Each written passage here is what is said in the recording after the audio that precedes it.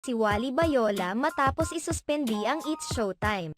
Usap-usapan ngayon ng mga netizens ang inilabas na suspension ng MTRCB hinggil sa kapamilya show na It's Showtime. Maraming mga netizens ang nag-aabang ngayon kung masususpende rin ba ang EAT dahil sa pagmumura ni Wally Bayola.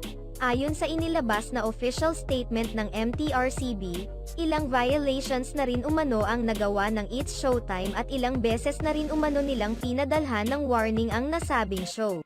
Samantala, agad ding naglabas ng statement ang ABS-CBN kung saan ipinaalam nila sa mga taga-suporta ng It's Showtime na maghahain sila ng appeal.